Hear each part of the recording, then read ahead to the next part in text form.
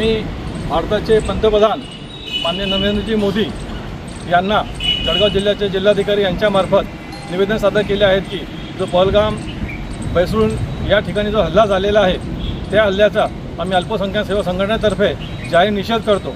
तसेच अशा हल्ला करणाऱ्या लोकांना भारताच्या चौकात येऊन त्यांना फाशी देण्यात यावी अशी जे कृत्य करत आहेत हे कृत्याचा आम्ही जाहीर निषेध करतो।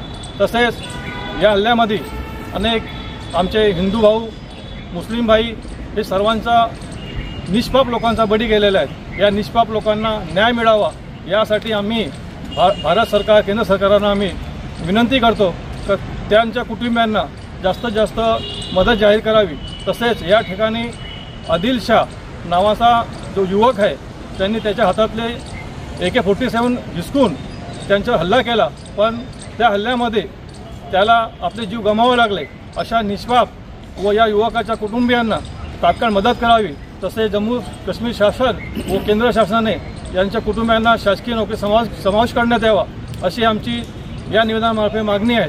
तसेच ही जे सोशल मीडियावर आणि वृत्तपत्रामध्ये काहीच लोक असे ते आक्षेप पसरवत आहेत, एक हिंदू मुस्लिम अशा अफवा पसरवत आहेत, त्यांच्यावरती बंदी घालण्यात यावी आणि आम्हाला भारतीय एकता व सद्भावना कायम राहावी अशी आमची विनंती आहे। जय हिंद, जय महाराष्ट्र। मी जहांगीर अहमद खान, अल्पसंख्याक सेवा संघटना प्रदेशाध्यक्ष, तसेच माझ्यासोबत जिल्हा महिला अध्यक्ष आशाबी याकूब बांगी साहेब, आमचे राष्ट्रवादी काँग्रेस अजिदा गटाचे फिरोजभाई शेख, तसेच जोहेर पठाण, मुंतजिम खान, आम्ही सर्व मार्फत तात्काळ हा निवेदनाची दखल घ्यावी अशी नम्र विनंती। जय हिंद, जय महाराष्ट्र।